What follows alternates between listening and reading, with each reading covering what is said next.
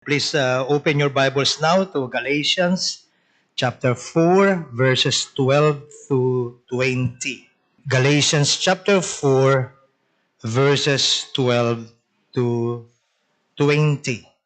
Brethren, I beseech you, be as I am, for I am as ye are. Ye have not injured me at all. You know how through infirmity of the flesh I preached the gospel unto you at the first.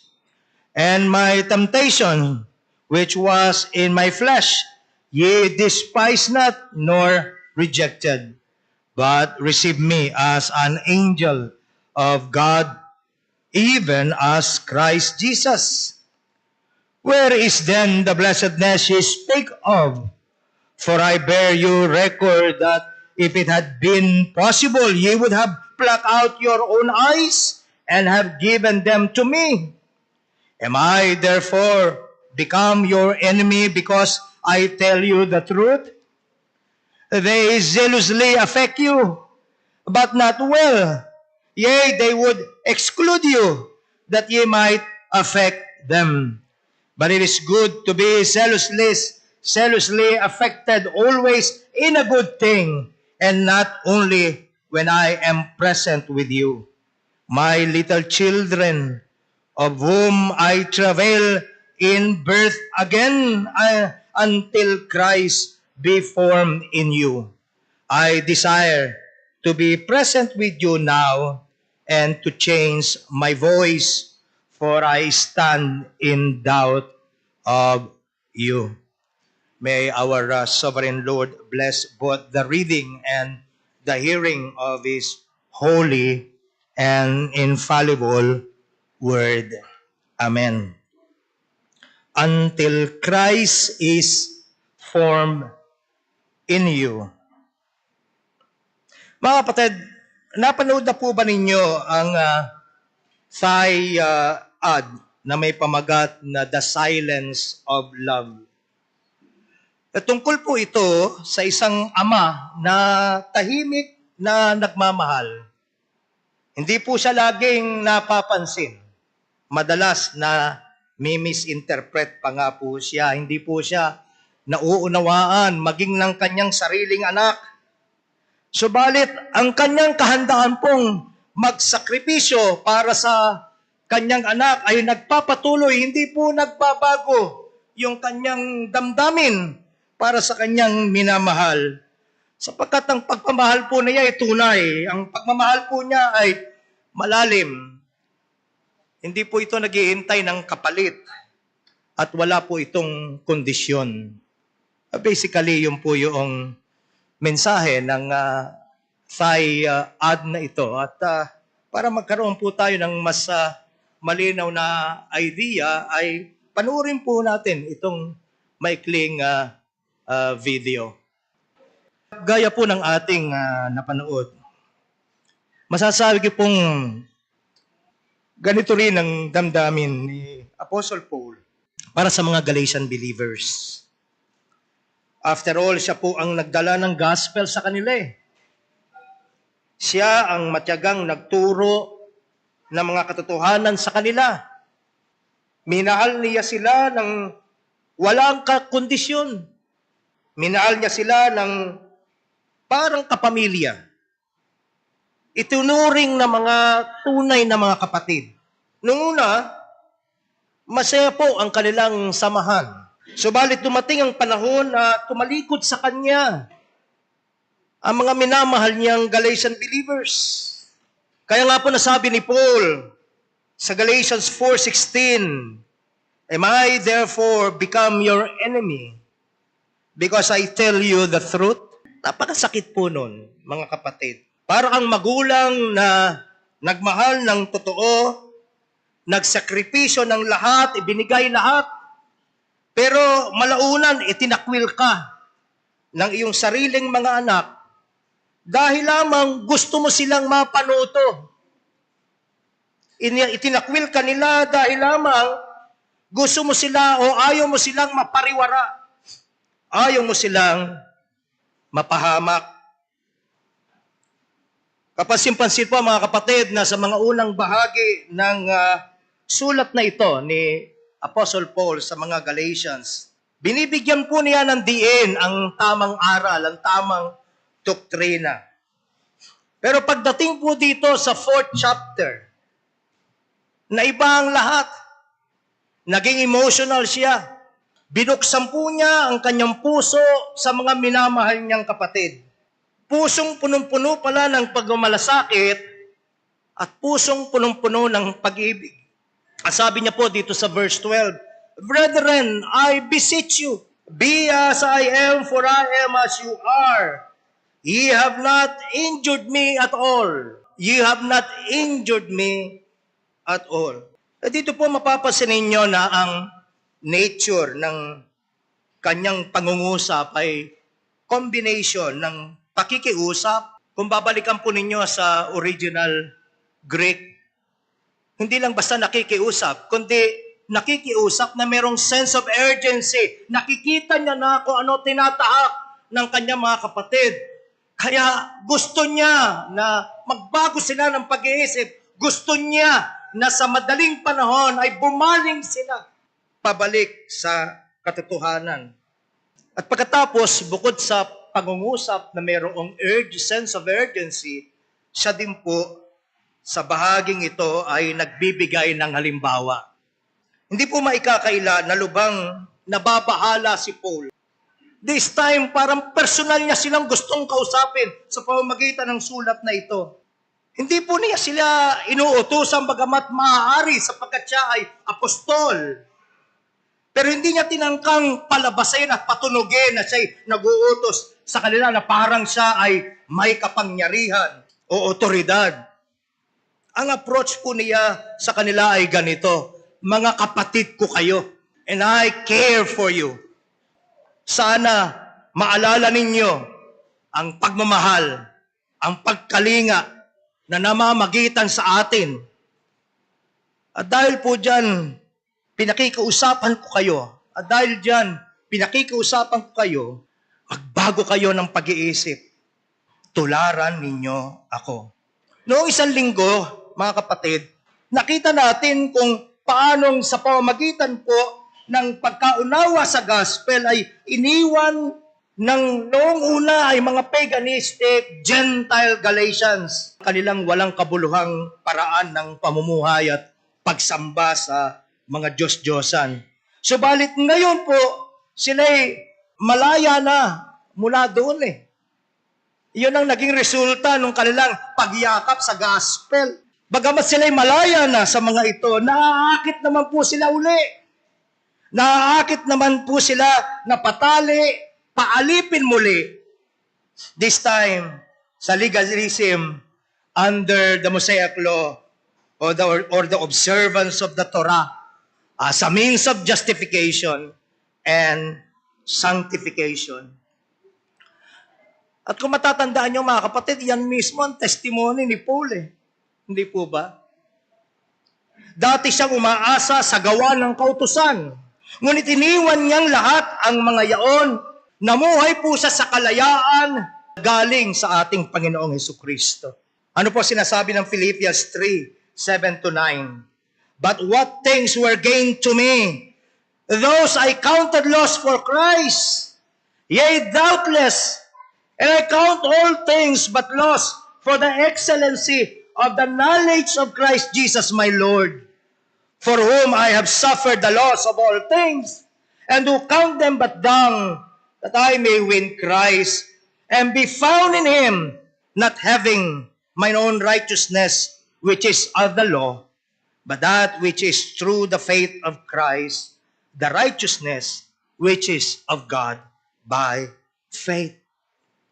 Ibig sabihin mga kapatid, lahat ng dati pong ipinagmamalaki, lahat ng dati pong pinangahawakan ni Paul, ay itinuring niyang pawang walang kabuluhan kung ikukumpara sa kadakilaan ng kanyang pagkakilala sa ating Panginoong Hesukristo. Na pag-unawa po niya na ang katwiran ay galing lamang sa taos-pusong pananampalataya kay Kristo. Hindi sa sariling gawa. Naging malinaw sa kanya yan. At nais niya na mga Galatian believers ay patuloy na mamuhay ng gayon din. Kung paanong nung una po na nakikilala ni Apostle Paul ang mga Galatians, hindi po niya inimpose ang Mosaic regulation sa kanila. Hindi po siya naglabas ng maraming mga utos. Ang sabi niya, I have adapted to your culture without requiring you Torah observance. Yun ang ibig sabihin ng be as I am, for I am as ye are. Bumaba ako sa level nyo para maabot ko kayo. Hindi ko tinangka na bigyan kayo ng listahan ng mga dapat nyong sundin. Mga regulasyon na dapat nyong isapamuhay. Inunawa niya kung ano ang kanilang kalagayan. Na ano po ang paraan na pinili ni Apostle Paul dahil nagkakaroon na nga ng gap sa pagitan niya at ng mga Galatian believers So ano po ang pinili niyang paraan upang ma-motivate sila na magbago ng pag-iisip? Ano ang ginawa niyang paraan upang ma-motivate sila na magsisi? Tuloy po natin ang pagbabasa dito sa verse 13. Ye know how through infirmity of the flesh I preached the gospel unto you at first, and my temptation which was in my flesh ye despised not, nor rejected, but received me as an angel of God, even as Christ Jesus. Where is then the blessedness ye spake of? For I bear you record that if it had been possible, you would have plucked out your own eyes and have given them to me. Am I therefore become your enemy because I tell you the truth? Ano po ginawa niya? Binalikan po niya. Ipinaalala po niya sa kanila kung gaano kalalim ang dating samahan na meron sila. Binalikan niya kung paanong mainit na tinanggap ng mga Galatians si Paul sa mga panahong una-una pa lamang siyang nangangaral ng gospel sa kanila. Yan po ay sa kabila ng pisikal na kapansanan. May binabanggit siyang pisikal siyang kapansanan O marahil karamdaman na taglay niya. Inaalala niya, ginugunita niya kung paano sila nagsimula. Meron akong mga karamdaman, meron akong mga kapintasan, pero tinanggap niyo ako sa mga panahong ipinapangaral ko sa inyo ang Ebanghelyo. At itong karamdaman na ito, mga kapatid, hindi naman nakagugulat. Sapagkat nalalaman nating lahat, hayag po sa atin ang mga pagsubok, hayag sa atin ang mga kapanganiban, ang mga karamdaman na naranasan ni Apostle Paul sa buong panahon ng kanya pong paglilingkod at pagangaral ng Ebanghelyo. Isang halimbawa niyan, mababasa natin sa 2 Corinthians chapter 11, verses 23 to 27. Normally, si Apostle Paul ay nagdidikta sa isang sekretarya niya. Ang tawag po sa kanyang scribe amanuensis. At pagkatapos po pagkatapos isulat ng sekretarya niya ang epistle, pinipirmahan niya po ito sa dulo. Yun lang ang trabaho niya. Isang halimbawa po niya, mababasa natin sa 1 Corinthians 1:1, si Sostenes, ang kanyang scribe, ang kanyang amanuensis, at pumirma siya doon sa 1 Corinthians 16:21. Pero dito po, sa Galatians 6:11, nililinaw po dito na isinulat niya mismo at malalaking titik ang pagkakasulat niya sa mga Galatian. Hindi po niya idinikta. Gusto niya personal na maramdaman ng mga Galatians yung mensahe niya. Kaya siya mismo ang nagsulat. Now, dalawang bagay ang pwedeng dahilan. May dalawang teorya dyan. Isinulat niya raw ng malalaking titik ang sulat niya sa mga minamahal niyang Galatian believers. Marahil, kaya niya isinulat ng malalaking titik upang idiin niya yung mensahe. Kumbaga sa panahon natin in bold letters o kaya in-underline niya, etc. Pero isa pa pong teorya, kaya malalaking titik ang pagkakasulat niya, was precisely because may karamdaman siya. May problema siya sa mata. Kagaya ng marami sa atin, kinakailangan natin isulat ng malalaki dahil kung hindi natin mababasa ang mga letra. So, kung susundan natin po yung teorya na yon, ang karamdamang tinutukoy ni Apostle Paul ay diferensya sa mata.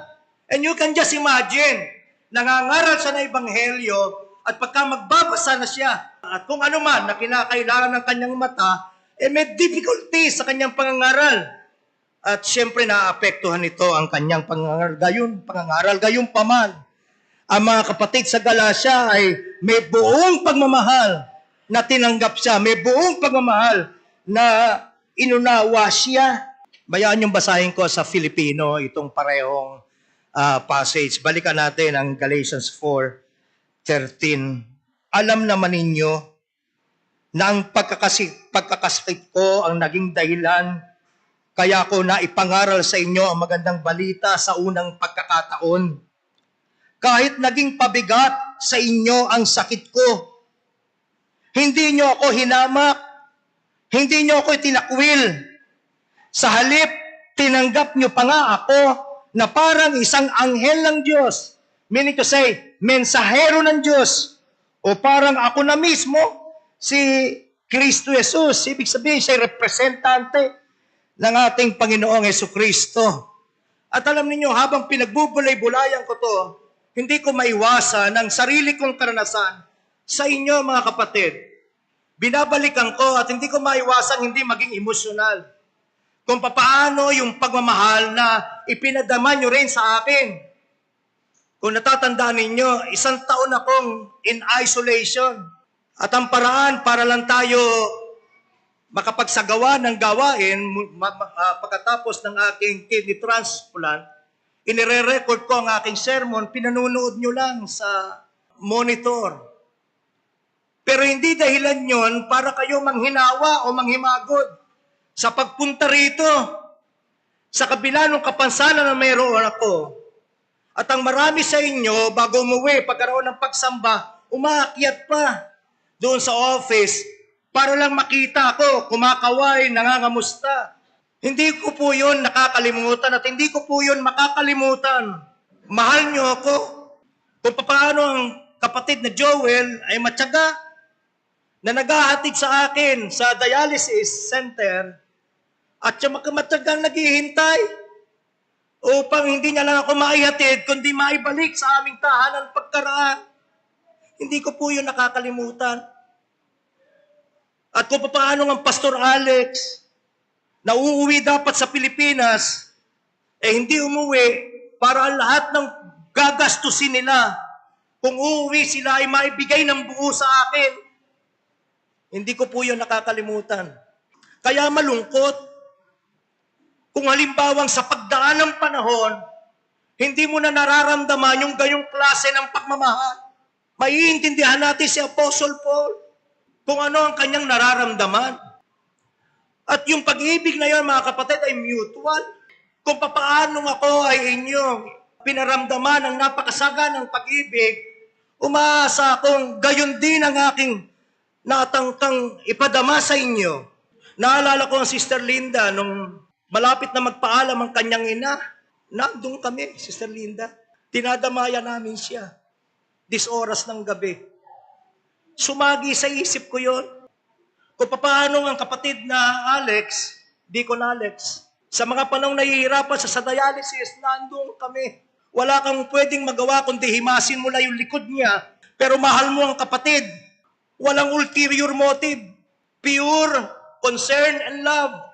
At kung paano sa sarili mong bulsa, personal mo dapat ginugugol mo para sa mga kapatid. Mutual ang ating pag-ibig sa isa't isa. At yan, mga kapatid, ang binabalikan ni Apostle Paul, hinahanap niya yung pagkalinga na dating umiiral sa pagitan nila. So bakit mula doon, Sabi ni Paul, mula sa pagturing sa akin na isang anghel ng Diyos, mensahero ng Diyos.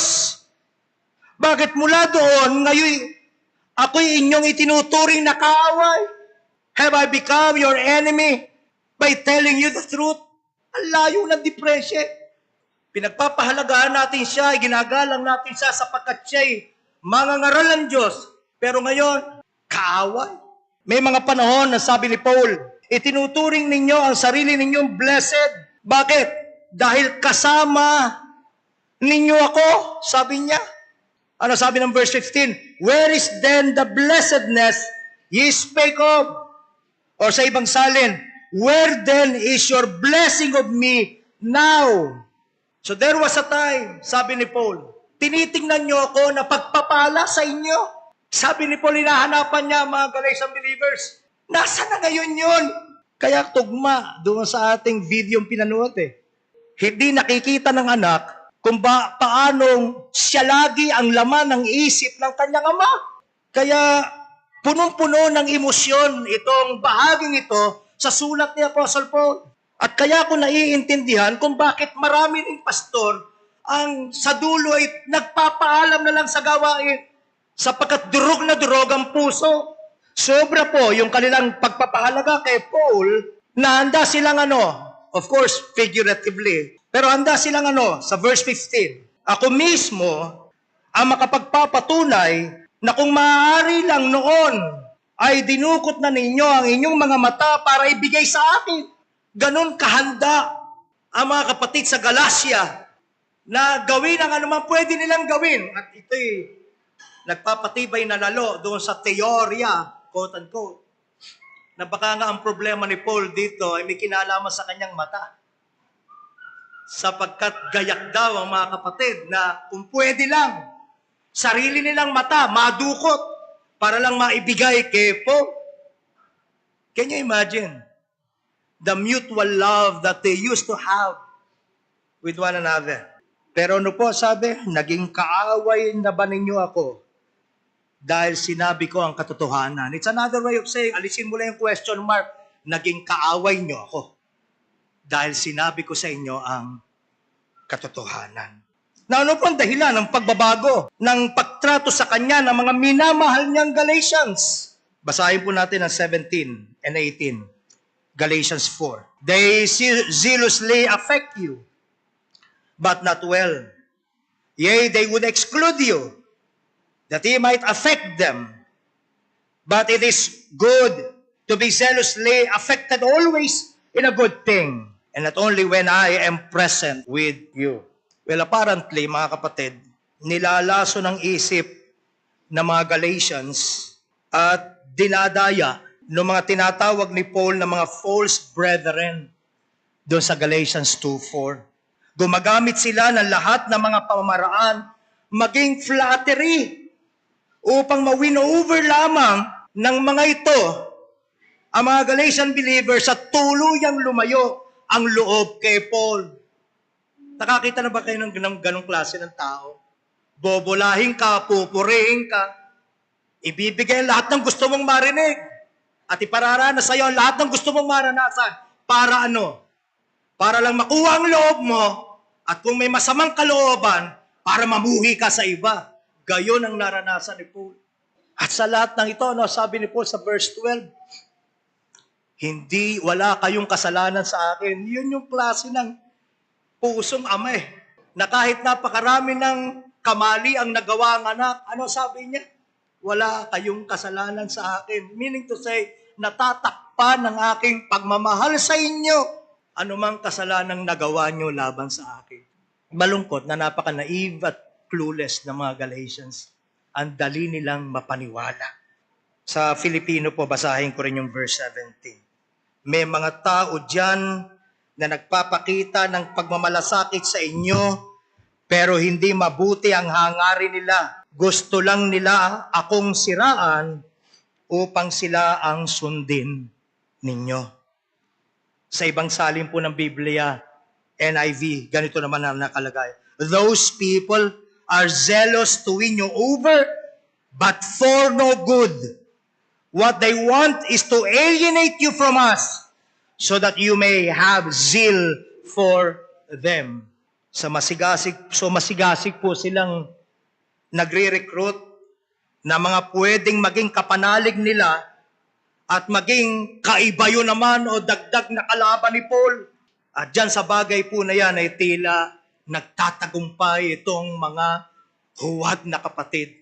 Mga kapatid, pansinin po natin ang sinabi ni Paul. Ikinumpara po niya ang dating sigasig ng mga Galatian believers para sa kanya at para sa gospel sa kasigasigan po ng mga false brethren na puno ng paglilinlang na nagpo-promote ng pagkakawatak-watak, nagpo-promote ng pagkakampi-kampi, nagpo-promote ng diwa ng pagkakaaway-away, nagpapakita sila ng kunwari pagpapahalaga at concern sa mga ito, pero sa maling dahilan. Mga kapatid, ang kasigasigan po, sa totoo lang, hindi naman yan masama sa sarili niya.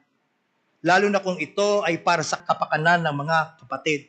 Ang tanong ay, saan ba ito nakatuon? Anong layunin nito?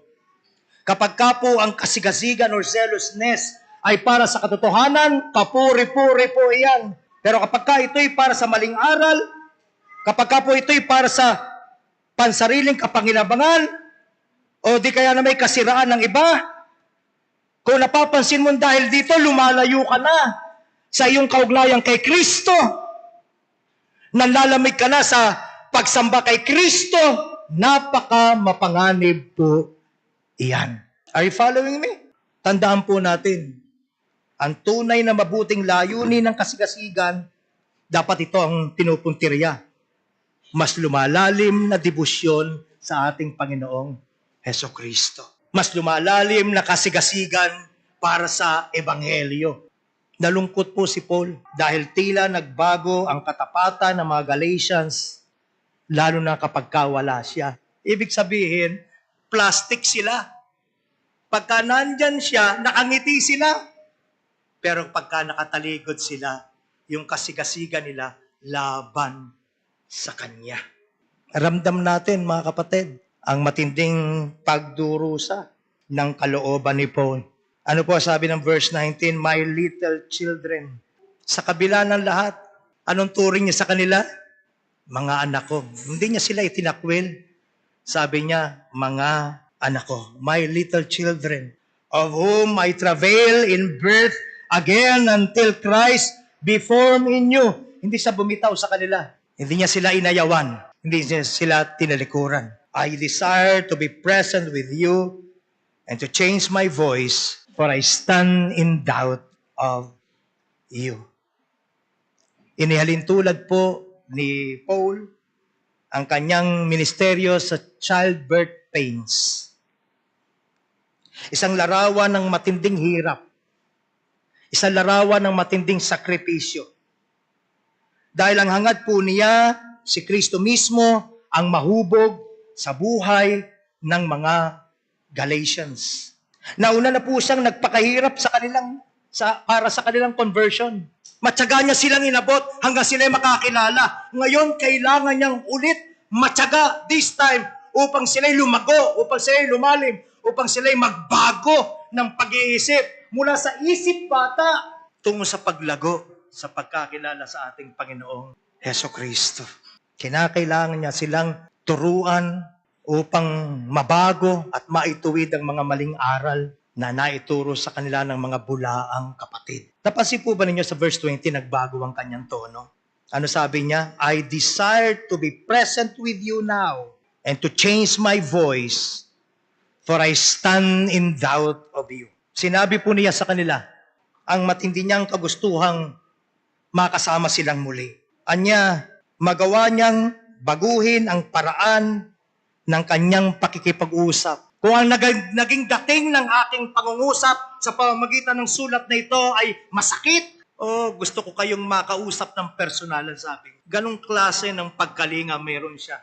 At mga kapatid, alam niyo, yun yung malaking pagkakaiba ng isang tunay na nagmamahal dahilan sa naging bunga ng pangangaral niya. Ang iba, iiwanan ka lang pagka hindi na kumbinyente.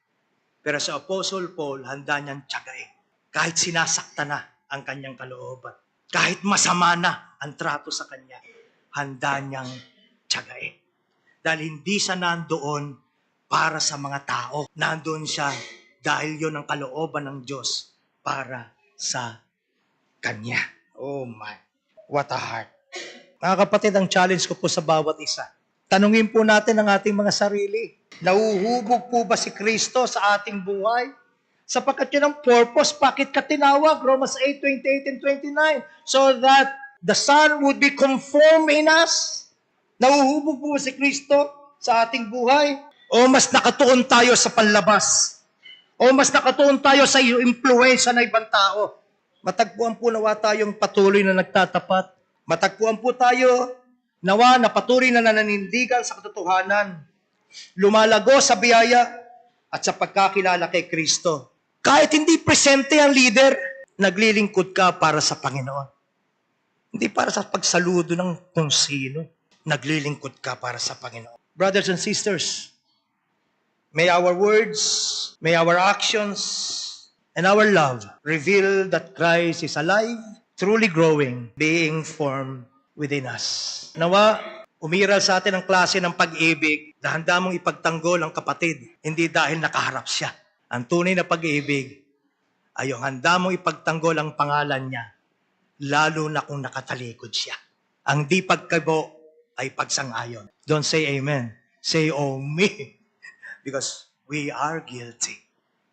Many of us are guilty. Sapagkat kapag ka po si Kristo ay tunay na nahuhubog sa atin, hindi lang po ito mauuwi sa panlabas na pagsunod sa utos o pakitang tao. Kundi ito po'y gawa ng Espiritu na nagdudulot ng tunay na pagbabago. Ibig sabihin po, in so many words, ang ating pananalita, kung tayo'y binabago at nagiging kalarawan ng ating Panginoon sa Kristo, dapat po ang ating pananalita napupuno ng biyaya. Ang ating pananalita napupuno ng katotohanan. Hindi kasinungalingan. Ang ating mga gawa nag-uugat sa pasasalamat sa Diyos. Bakit gayak ang pumunta ng maaga dito? Naalala kong ilan natin mga kapatid, si Pastor Joel, si Deacon Kimpi, maaga nagpupunta dito. Bakit ginagayak na yung dapat igayak? Bakit nila ginagawa yun? Mas masarap sana magpahinga ng kaunti pa. Hindi nila hinihila ang kanilang mga paa. Bakit? Dahil sa pagpapasalamat sa ating Panginoon. Kaya nila ginagawa ang kanilang ginagawa. Ang kapatid ni Raymond, nasa bahay ako, nakikita ko sa CCTV, hinapo na sila dito para maigayak yan. Ano sabi ng kapatid na Raymond? Kasi po mainit. Kawawa ang mga kapatid. Na maaaring hindi ko mapangalan ng isa-isa. Pero iba, kapag ka ang nagtutulak sa iyo, pasasalamat sa Diyos. Dahil kung hindi pasasalamat at pakitang tao, kung wala na hindi mo ginagawa. Ba't ko magpapakirap? Wala naman akong pagpapakita ang gilas. Kailangan may nakikita. Pag wala nakakakita, ba't naman ako magpapakirap? Yun ang malaking pagkakaiba, mga kapatid. Tanong, lumalago na po ba tayo talaga? Napupuno po ba ng biyaya ang ating labi tuwing magsasalita tayo? Napupuno po ba ng katotohanan? Naguugat po ba lahat ng ating ginagawa? Sa matinding pagpapasalamat sa Diyos, the mere fact na ako'y humihinga ay sapat na dahilan, Panginoon, para kaya ako mag-ayos ng buhay kahit walang nakakakita. Kaya ako maglampaso kahit walang nagkakakita. Kaya ako magbahagi ng gospel kahit walang nakakakita. Kaya ako magbigay ng higit pa sa aking kaya sa gawain ng Panginoon kahit wala nakakakita. Dahil puno-puno ako ng pagpasalamat sa namin na hindi mabilang na pagpapakita mo ng kabutihan sa akin, Panginoon. So, brethren, tama na ang pamumuhay na pakitang tao dahil kung meron mang isang nakakakita sa atin na dapat maging aware tayo, ang ating Panginoon, kita niya lahat ng kaplastikan, kita niya lahat ng kapaitan, kita niya lahat ng pagiging huwad sa puso ng bawat isa sa atin. In the same manner, na kahit wala naka-appreciate, kita niya ang iyong tapat na paglilingkod. Kita niya ang iyong marudog na kagustuhan. Kahit hindi ka perfecto sa iyong mga gawain. Pero Panginoon, ginagawa ko ito dahil mahal kita. Ang ating po bang pag-ibig, mga kapatid, ay sumasalamin sa sakripisyong inilaan ng Panginoon para sa atin. Kung gusto mong magtanong, paano po ba ang ibig sabihin? Ano po ba itsura ng tunay na pag-ibig? Balikan mo si Kristo. Ano ang kanyang ibinigay para sa atin? Doon tayo lahat magsimula. At kung magkagayon, unti-unting makikita ng iba, unti-unting sasalaminin natin ng buhay natin si Kristo. Maaakit sila palapit sa Kristong ipinapangaral natin. Alam ninyo, sa aking pakikipag-usap sa ibang tao, pagdadalaw-dalaw, nalulungkot ako. Sapagkat marami magugulat ka. Maraming nakakakilala sa atin, hindi naniniwala sa atin dahil kagagawan natin. Yan po ay kayo nagsisimba sa inyo, di ba? Kung alam nyo lang kung paano po niyan trautuhin kami. Kung alam nyo lang po kung ano pinagkakabalaan niyan pagka hindi ninyo sila nakikita. Ang lungkot. Napakalungkot. Mga kapatid, it's about time. It's about time that we take our faith seriously. Amen. Let's all stand up.